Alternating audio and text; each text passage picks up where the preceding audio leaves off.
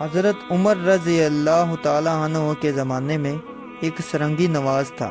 جوانی میں اس کی سرنگی کے سر نے بہت سے لوگوں کو محفوظ کیا۔ بڑھاپے کی وجہ سے اب اس کا کوئی پریشان حال نہ تھا اور نہ ہی اس کی سرنگی میں اب وہ سوز تھا۔ اس کی اپنی ظاہری حالت بھی بڑھاپے کی وجہ سے بہت بے رنگ تھی، سر تال بھی موزوں نہ تھے، اس پر بے کسی کا عالم تھا۔ جسمانی حالت نہ گفتابہ اور ساز کی حالت ابتر، گویا وہ 70 سال کا بوڑھا ایک ایک روٹی کو ترستا تھا۔ اس گویے نے کہا کہ اے میرے خدا، تو نے مجھ پر مہربانیاں کی ہیں، میں نے 70 سال گناہ کیے، تو نے ایک دن بھی اپنی عطا نہ چھینے، میرے پاس کوئی کمائی نہیں ہے، یہ سرنگی اب میں تیرے لیے بجاؤں گا، یہی میرا فن اور سرمایہ ہے۔ اس نے سرنگی اٹھائی اور اللہ کی طلب میں قبرستان کی طرف جا نکلا۔ اس نے کہا میں اللہ سے انعام چاہوں گا جو کھوٹے سکے بھی عمدگی کے ساتھ قبول کر لیتا ہے۔ وہ قبرستان میں سرنگی بجاتے بجاتے سو گیا۔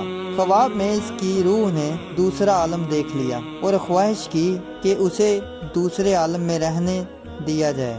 حتف غیبی سے حضرت عمر رضی اللہ تعالی عنہ کو یہ پیغام دیا گیا کہ ہمارا ایک خاص پیارا فلاں قبرستان میں ایک مصیبت میں مبتلا ہے، آپ بیت المال سے 700 دینار لیں اور اس کی حاجت پوری کریں۔ یہ 700 دینار اس کی سرنگی بجانے کا انعام ہے اور اسے کہیں کہ یہ خرچ کرے، جب ضرورت ہو پھر آ جائے۔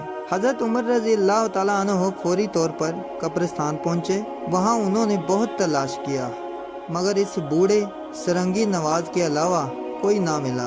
آپ اس سرنگی نواز کو اللہ کا مقرب نہ سمجھیں۔ جب اور کوئی نظر نہ آیا تو اس کے پاس گئے۔ وہ کہہ رہا تھا میں نے اپنی عمر کا لمحہ لمحہ ضائع کر دیا، میں نے 70 سال گناہ آلودہ زندگی بسر کی، میں نے اپنے آپ کے ساتھ انصاف نہیں کیا۔ اس کی نظر جب حضرت عمر رضی اللہ تعالیٰ عنہ پر پڑی تو وہ خوف زدہ ہو گیا۔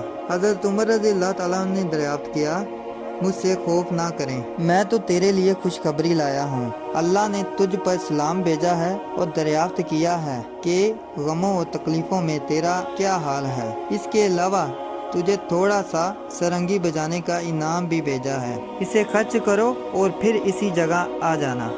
وہ یہ سن کر رویا، سرنگی توڑ دی، اپنی گزشتہ زندگی پر ندم ہوا، اللہ تعالیٰ کی عطا و رحم کا ذکر کرنے لگا۔ حضرت عمر رضی اللہ تعالیٰ عنہ نے اس سے کہا تیرا یہ رونا ہی تیری ہوش کی علامت ہے۔ اپنے گناہوں پر نادم ہونا، اللہ تعالیٰ کے احسانات اور مہربانیوں کو یاد کرنا اللہ تعالیٰ کے عفو اور کرم کو جوش میں لاتا ہے، اور قرآن میں فرمایا گیا ہے اگر تم شکر ادا کرو گے تو میں تمہیں مزید نوازوں گا۔